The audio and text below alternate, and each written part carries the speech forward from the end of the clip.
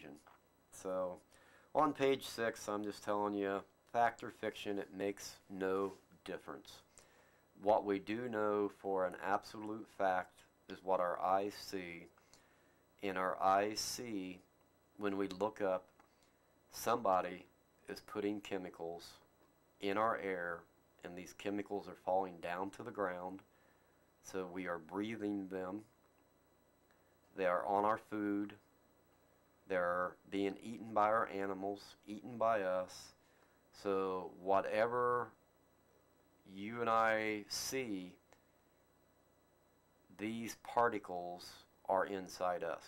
So to me, that's pretty personal. You know, what these guys are doing are affecting me. If you notice here on the screen right now, it's evening. You know, the jets are gone. You know, I'm sitting out in the van up in the hill, and it's cold. Now it's the next day. The sun is up, and I'm at work.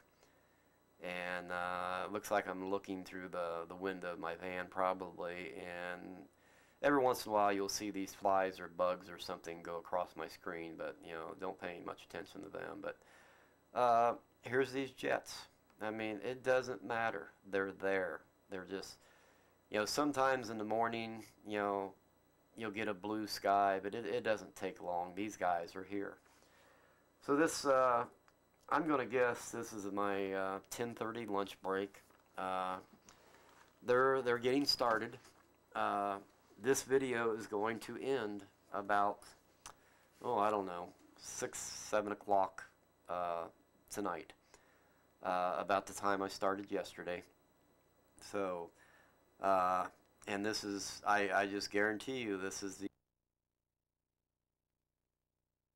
when you look up as you go outside, you know, this is just what you're going to see. And since we've grown up seeing these things, people just don't think nothing of it. You know, it makes no difference to them. It's just everyday life to see these things that, you know, the mind and the body is just ignored for so long.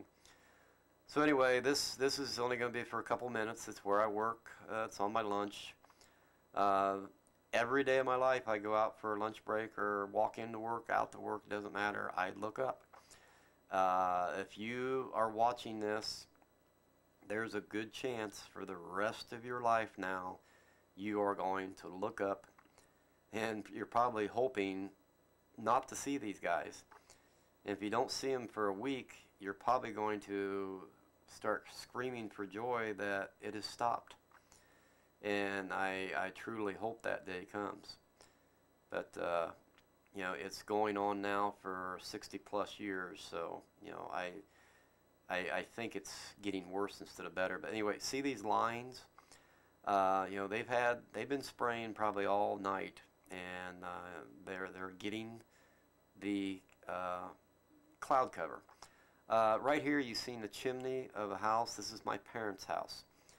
So this would be about 3:15, 3:30 in the evening, and now you're seeing different jets. These jets are leaving trails that these trails are going to last across the sky. The jets that followed the sun last night, you know, their trails dissipated into the sky very rapidly. You know, did change the color of the sky, you know, somewhat. But the jets that are out today, these jets, they're going to turn our sky white. And depending on what they want the weather to do, they can make it snow or rain the next day. When you see ahead of time that it's going to rain or snow tonight, if you know this ahead of time, you know, from looking on the Air Force Base websites or the news or the paper, you can start watching the sky, and you'll see different types of jets come out and put down different patterns, and you can watch them turn the sky gray and black. I mean, they can really juice these man-made clouds up to the point that you know, the rain comes. and you can guarantee every drop of rain has metal in it. You know, every drop is altered.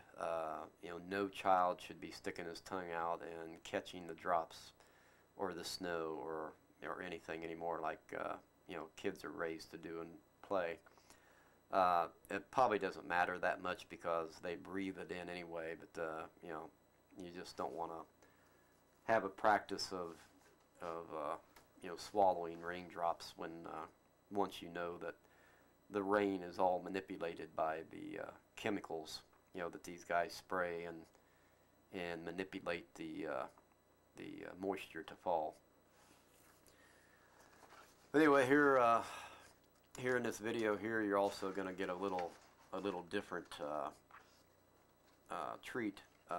While over here at Mom and Dad's, I was watching this one particular jet spray the nearby town, and I'm going to be shooting probably at least 5 miles away, so it's quite a distance. But each time this one particular jet would fly over this town, if I was on the right side of the house, I would take a picture of it.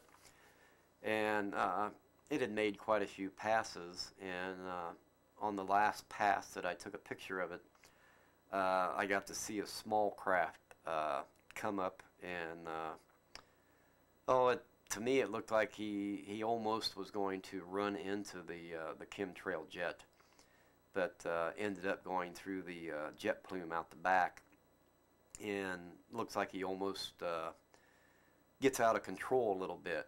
And it happens within a matter of a couple seconds, but it's the only thing I can call it's a UFO because I don't quite know what type of a craft it is. So to me it's unidentified flying object, but I don't know how well it's going to capture it on a copy, but you'll get to see this little craft come up from the bottom and go right behind this jet. This flying craft kind of does a zigzag in the air, which is kind of, here he comes right now. He goes through the back of it, and then he stops and he goes backwards and takes off and he disappears. And hopefully there's a man that's going to work on this and maybe slow it down, enhance it, enlarge it, and you'll get to see a little better picture of that. I mean, what it is, I'm sure it's a craft from the Air Force. He's up there playing, and I think he kind of got a little too close to this jet, and maybe scared him, and made him do some crazy maneuvers. But he definitely did some things in the air that a normal plane can't do. And if you go on some websites, I know some years ago they talk about UFOs and the chemtrail jet program. And basically what these UFOs are, once they put down the cloud cover like you see on the first page of the book, once that's down, the experimental aircraft that the Air Force don't want you to see, I mean they have to keep these things secret. They don't want everybody knowing what they've got, and it just makes sense